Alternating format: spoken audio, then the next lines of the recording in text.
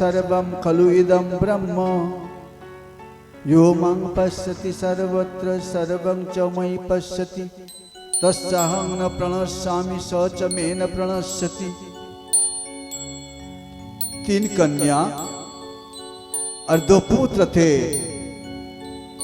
एक पुत्र के नाम उत्थानपाद, दूसरे के नाम प्रियव्रत। उत्थानपाद मतलब क्या है?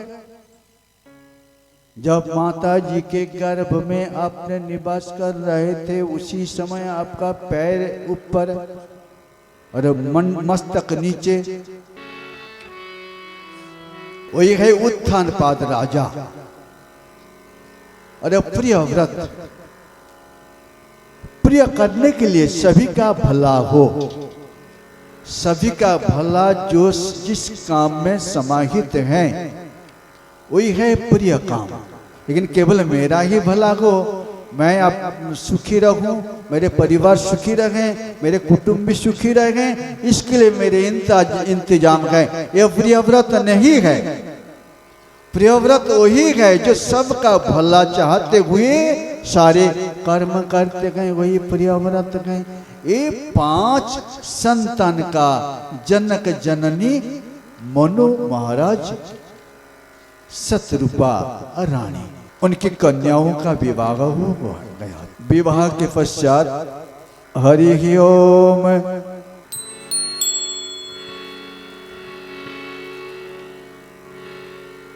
पितर्य प्रतिरूपेश्वे भवया नागसे रुषा अप्रौढ़े बतमनात्मा नम जघा दुघ संयुता।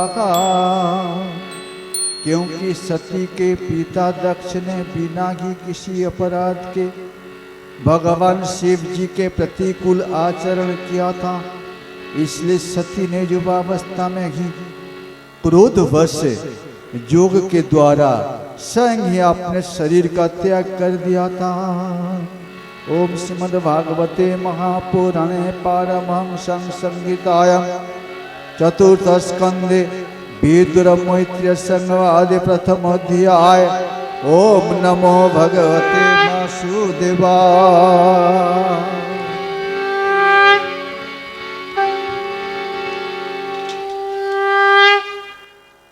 बोलिए गोपाल कृष्ण भगवान की जय। व्यासदेव जी कृष्ण कथा कहने के पहले शिव जी के कथा उन्होंने ले आया। भगवान शिव और दक्ष प्रजापति का मनोमालिन्य। विदुर्वाच भवे शिलवतं श्रेष्ठे दक्ष दुहृति वत्सलं विद्वेष मकारो तस्मात् नादितात्यात्मजौ सतीम। विदुर जी ने पूछा, ब्राह्मण प्रजापति दक्ष अपनी कन्याओं को बहुत ही प्यार करते थे, फिर उन्होंने अपनी कन्या सती का अनादर करके शीलवानों में सबसे श्रेष्ठ श्री महादेव जी का अनादर क्यों किया था? इस कथा सुनने की बड़ी इच्छा हो रही है, आप बतलाइए। सुखताल तीर्थ में विराजमान हुए हैं परीक्षित बाबा, कथा सुना रहे हैं सुखदेव जी। शिव जी पहुंच गए थे ससुराल। ससुर दक्ष प्रजापति, उनका राजवाड़े गंगा जी के किनारे है, हरिद्वार के ऊपर, मतलब नीचे की ओर कनखोल में। वहीं पर उन्हें एक यज्ञ करवा रहे थे। उसी यज्ञ में बहुत सारे ऋषि महर्षि प्रभृति आ गए थे, ब्राह्मण आ गए थे, यज्ञ हो रहा था। यज्ञ स्थल में सभी लोग विराजमान थे। यज्ञेषु देवा तिष्ठन्ति यज्ञ सर्व प्रतिष्ठितम यज्ञ न ध्यते पृथ्वी यज्ञस्तारे अति प्रजा। क्यों यज्ञ करते गए? यज्ञ में सारे देवता लोग प्रतिष्ठित हो जाते गए। यज्ञ के द्वारा ही ये धरित्री टिका हुआ है और यज्ञ के द्वारा वायुमंडल परिशोधन हो जाता है। यज्ञ प्रत्यक्ष देवता विष्णु का ही आराधना है। यज्ञ करने से वर्षा हो जाते हैं, वर्षा से अन्न होता है, अन्न पवित्र होता है। पवित्र अन्न ग्रहण करने से अपना शरीर स्वस्थ रहता है। आहार शुद्धो सत्य शुद्धो सत्य शुद्धो ध्रुवासिमिति।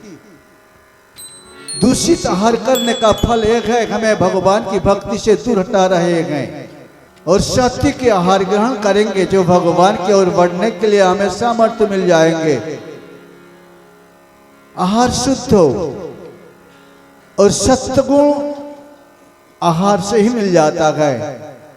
आप कथा सुनने के लिए आते हैं, आपको आहार की तरफ भी ध्यान देना पड़ेगा। आप एकादशी के दिन, शिवरात्रि के दिन, जन्माष्टमी के दिन फलाहार करते हैं और उसी दिन आपका मन का भावना दूसरे प्रकार हो जाता है। ज्यादा जाप ध्यान पूजा पाठ करते हैं, किंतु दूसरे दिन साधारण भोजन आप करते हैं, मन भगवान में उतने नहीं लगते हैं। कथा सुनने के लिए आप आए हैं, सात्विक भोजन नहीं करेंगे, राजसिक तामसिक भोजन करने से हमारे पेट में वो जाके हमारे शरीर में मन में जो विकार पैदा करेगा, उससे भगवान के पास से मेरा मन हट जाएंगे। आहार शुद्धि का जरूरी है। केवल आहार शुद्धि अच्छे भोजन तेल मसाला से नहीं हो सकता है। मन तेरे चंगा तो कठौती में गंगा। भोजन बनाते हैं घर घर माता लोग अगर भगवान का भजन करते करते भोजन बनावे तो भोजन भगवान का भोग हो जाएंगे। 56 भोग ही बना देती हैं। वृंदावन की एक गोप, उनके घर में आज रिश्तेदार आने वाले थे। उन्होंने 2 रोज 3 रोज पहले से घर के सभी लोगों को बता दिया था, हमारे घर अमुक दिन आज रिश्तेदार आएंगे, आप लोग सब तैयार हो जाना। तो हमारे माता लोग क्या करती हैं, उस घर का घर बाहर सारा साफा सुथरा कर दिया, कपड़ा साफा कर लिया, तुलसी कोट उनने सजा लिया, रंगोली से सुंदर करके भगवान जी की मंदिर फोटो सारे सुंदर माला पहना दिया। अच्छे लोग आज बड़े लोग घर में आ रहे हैं, जिनके आगमन हमारे घर के लिए कल्याणकारी है। और उनके घर में जो पुत्र वधू हैं, उनके ऊपर भोजन बनाने का भार सुप्रत किया गया, आप भोजन बनाना।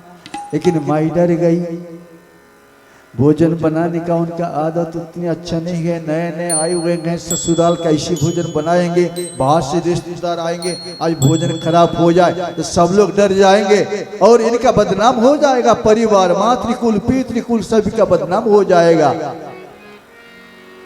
और डरते डरते उनने गुरु मंत्र दीक्षा लिया था। उसी गुरु मंत्र का जप करने लगे, ओम नमो। किसी को सुनाने के लिए नहीं, अपने बचाव के लिए। आज रिश्तेदार आएंगे, मेरा भोजन अच्छे हो तो वो लोग प्रसन्न होंगे, हमारे परिवार का नाम होगा। इस उद्देश्य से उनने ओम नमो भगवते वासुदेवाय, ओम नमो भगवते वासुदेवाय, ओम नमो भगवते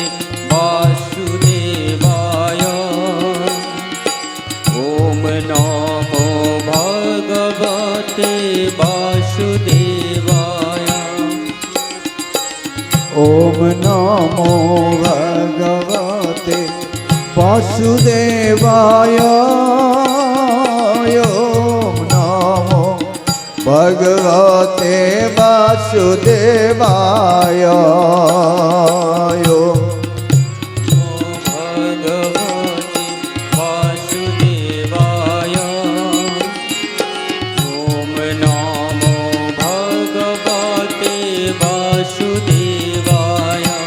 सवेरे निद्रा से जग के ही उनका कीर्तन शुरू हो गए। मन में झाड़ू लगा रही थी, चौका लगा रही थी। ओम नमो भगवते वासुदेवाय ओम नमो भगवते वासुदेवाय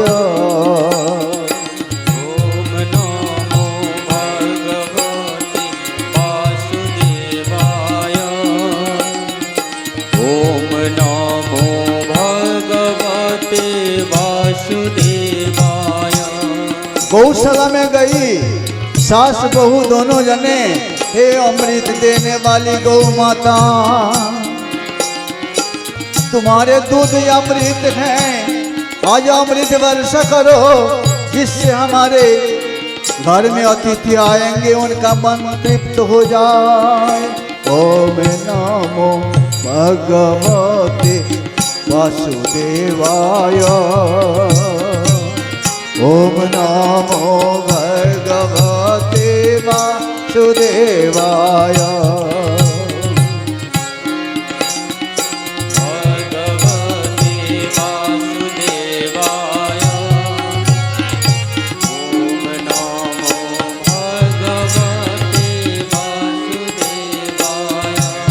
स्नान बनाने के लिए गई जल के पास।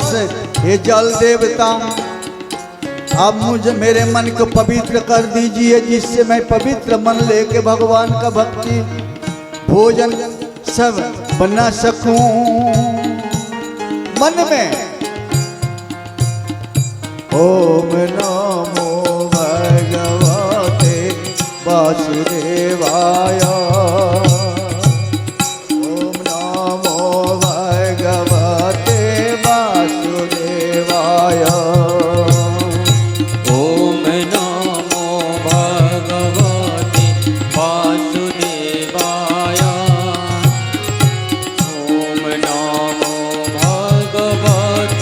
वासुदेवाय गए लकड़ी कंड के पास।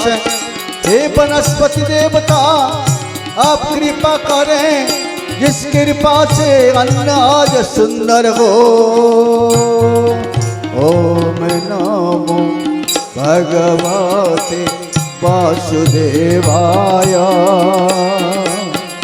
ओम नमो भगवते वासुदेवाय ओम नमो भगवते वासुदेवाय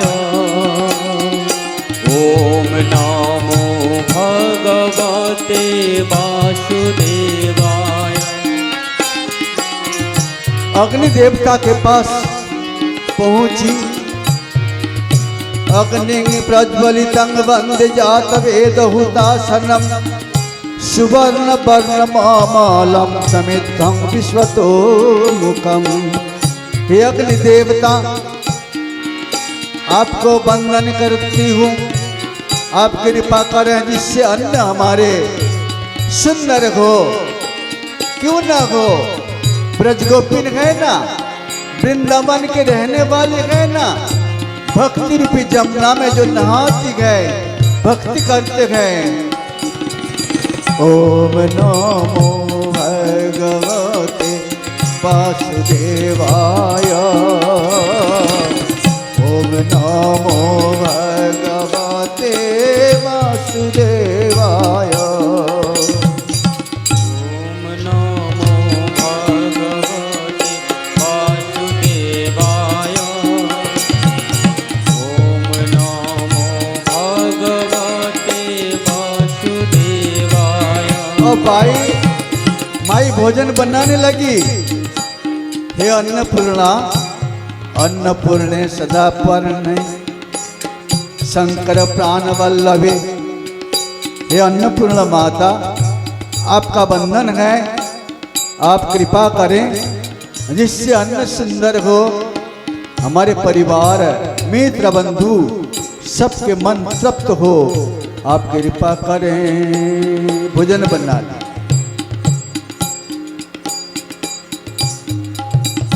आज ऐसी स्थिति है,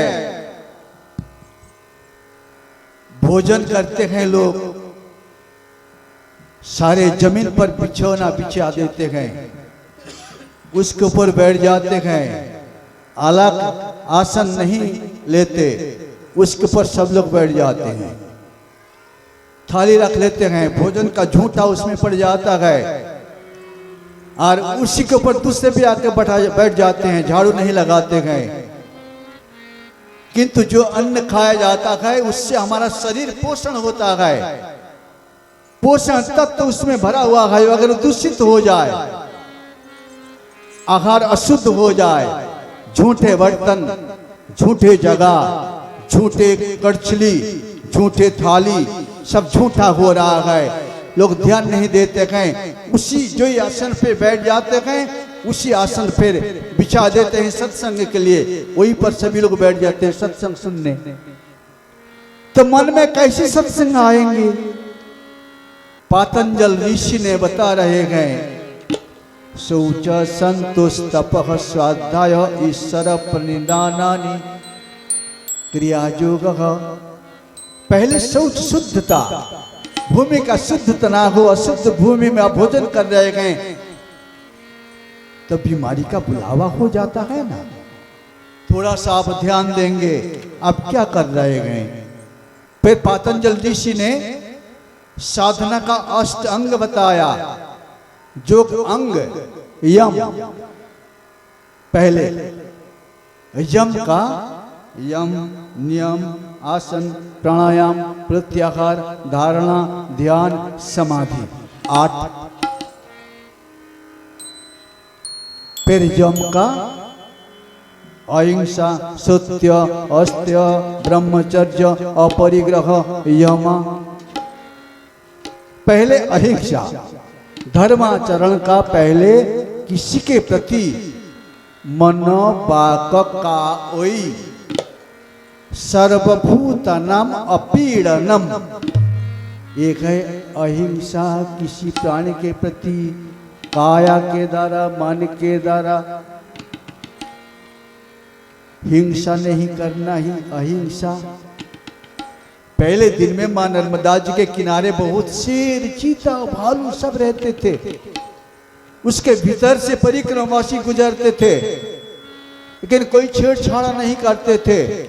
लेकिन हाँ, जो हिंसुक हैं उनको तो हिंसा करने के लिए आएंगे, और जो निरहिंस हैं उनके पास नहीं आएंगे। हमारे गुरु महाराज जी बेलपाड़ी में जंगल में निवास करते थे। पहले 50 साल पहले जब उसी स्थान पर उन्होंने पहुंचा, शेर बैठा है पानी पी रहा है, गुरुजी भी बैठे हैं यहाँ पर विराजमान है। शेर पहुंचा, पानी पी रहा है, गुरुजी को आंख से देख रहे हैं, गुरुजी भी उनको देख रहे हैं। कैसी मजीक है उनकी आंखों में, दोनों को देखा। गुरुजी ने कहते हैं तुम्हें भूख लगे तो खा जाओ, आ जाओ। वो शर्मिंदा होके पूछ उठा के भागे। आपके अमरकंट पर्वत में धूना पानी, आप लोगों ने जो गए होंगे देखा होगा धूना पानी। धूना पानी में बाबा जी रहते थे। करीब 10-12 साल पहले वहां पर हम पहुंचे थे। धूना पानी में गए, बाबा जी की देखा, ऐसे उनके सामने धूना पानी, धूना है और पानी मतलब जल, इतनी ठंडी, हाथ डालेंगे हाथ जैसे काट रहा है, इतनी ठंडा पानी है। इस धूना पानी के पास जो बाबा जी, उनको जो दीवार है लकड़ी गढ़ा के मिट्टी से छाप दिया और वो भी टूट फूट गया।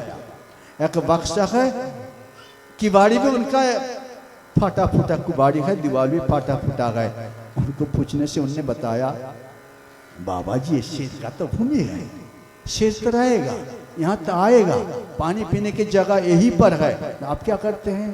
वो लोग आता है पानी पीने में, हम रहते साधना करने में, अपनी अपनी जगह में सब कोई रहे तो कोई किसी को छेड़छाड़ नहीं करेगा। कैसी हिम्मत है, ये हिम्मत कहाँ से आता है? आपके भीतर यही शक्ति है, उसी शक्ति का विकास करने के लिए आपको साधना करना पड़ेगा। केवल पैसा कमाने के लिए अपनी जीवन नहीं है, प्रभु को मनाने के लिए।